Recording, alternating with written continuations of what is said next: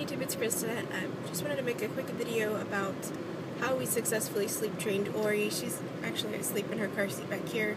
These are moving boxes someone just gave me, so that's what you're looking at. But anyway, just kind of some background. If you've seen some of the older videos on my channel, I had mentioned how we really struggled with our sleeping arrangements with Ori, and had asked for some advice back when she was probably like 9 or 10 months old. So, going back to the beginning,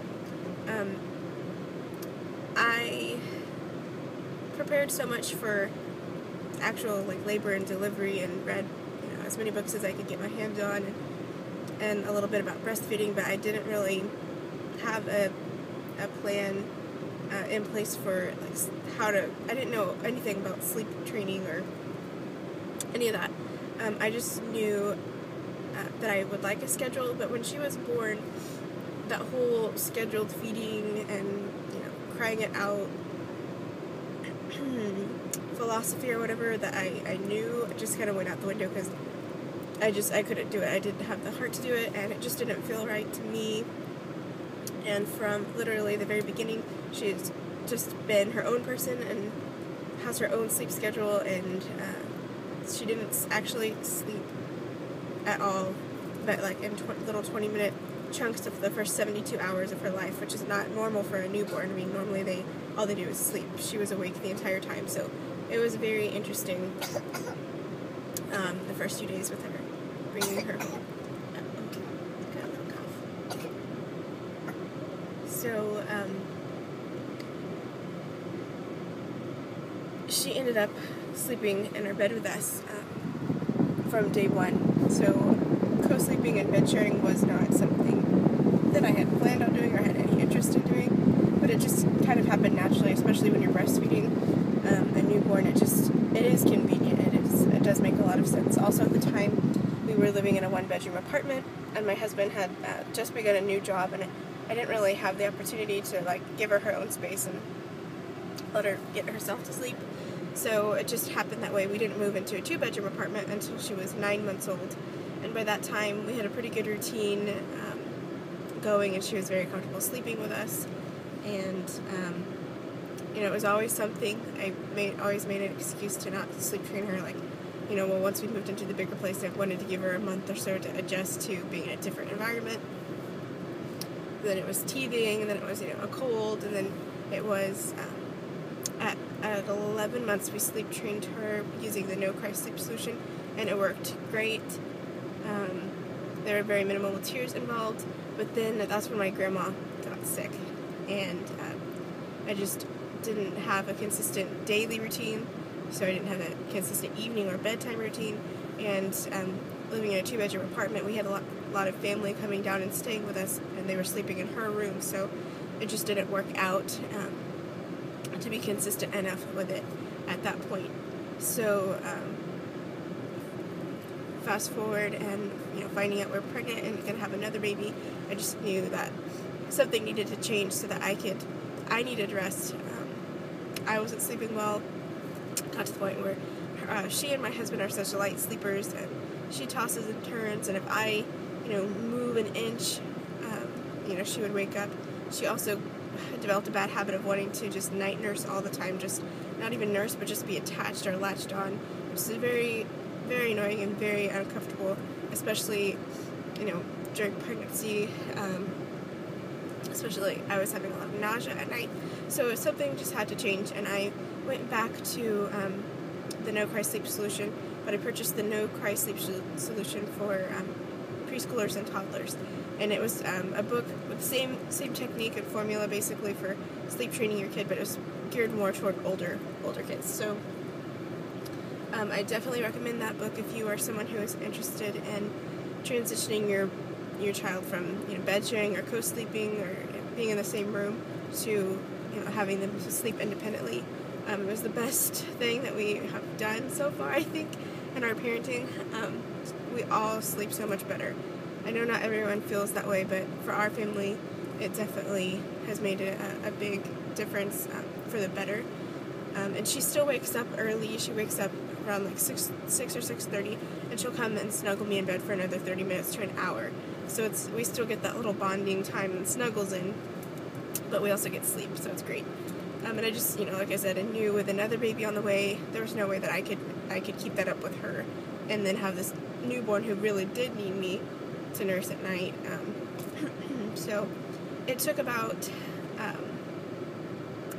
a good 2 weeks to get everything down pat, and basically all I did was establish a nighttime routine. It sounds so simple, and it is simple. That's all you have to do. I found in my case, I was very nervous because she's very strong-willed, and she's very, I thought it would be a lot more difficult to transition her. I thought there would be a lot more tears involved, so I kind of, gawked at the idea of a no-cry sleep solution, because I figured with her it was just going to be this ginormous struggle. But kids are really adaptable, and they adapt well to schedules and to routine. So what we did, it's about a week before, and the timing just worked out well because she was already nursing less because my milk supply has gone down. So I stopped nursing her to sleep for naps. That was like my first step, and I did that for like 3 days. And then every night around 7 o'clock, like clockwork, we would begin our bedtime routine. So starting at 6, we eat dinner, and then we have quiet time, just playing with Daddy. No roughhousing though, no TV, no bright lights, just kind of keeping things calm and chill for the hour before bed. And at 7 o'clock, we get a quick bath. I rub her down, give her a baby massage, and I put Young Living Essential Oils makes this blend called Gentle Baby, and it's a calming blend. So I rub that on her little arms and legs and her feet, get her into her nighttime diaper, into her PJs, and then we usually read 4 or 5 board books, and it was really neat. So my husband became part of that section of our routine. So every night he comes and she'll sit on his lap and I'll read her books. So it's really sweet. And then we have a Cloud Bee Ladybug Nightlight. She knows to turn that on. We turn off before we take her in her room to get her dressed and rub down with her lotion. I turn off her big light in her room and just turn on a little dim lamp. So it's already kind of a calm, soothing atmosphere. We turn on some gentle instrumental lullabies to be kind of like the sound machine while she sleeps. And then she kisses Dad goodnight. We say prayers. And usually within, my husband leaves the room and closes the door. And I just walk with her and rock her. And usually like 3 minutes to 5 minutes, she's like out cold. So it seems to be working really well for us. I can just set her in her crib, and she stays asleep, and she'll sleep for a good 10, 11 and a half hours. The first night, she did cry for 5 hours, and I expected that from her. I think it definitely depends on your baby's personality too. The second night, it was like 30 minutes. But let me say, it wasn't 5 hours straight. It was like 3 minutes of fussing, and then she was quiet for 10 minutes, and then another 3 minutes of fussing, and then she was quiet again. So it wasn't like 5 hours screaming bloody murder or anything like that. Because I had already kind of worked up that routine, and had that established, so she kind of knew what was coming. And then by the third night, I put her in her crib, and she was fine. And the fourth night, I put her in her crib awake, and she didn't even cry. So I really definitely stand behind the no-cry sleep solution. It depends on your kid. For my kid, there were very minimal tears involved, but I expected that, and that was much better than just putting her in her crib and letting her cry it out. I think that you have to take everything with a grain of salt, whatever advice you read or people give you, and you just have to know what's best for your family, for your child. And as a mom, I think you know like the timing, and I just knew where she was developmentally and where we were as a family, expecting another one. But it was just time to make that transition for her, and I'm just so grateful that it worked out so smoothly. And now, she's been sleeping in her crib. She co-slept for 18 months, and she's been sleeping independently in her crib in her own room for 2 months, and it's been a wonderful transition, and it's great to still get that time to cuddle and snuggle in the morning.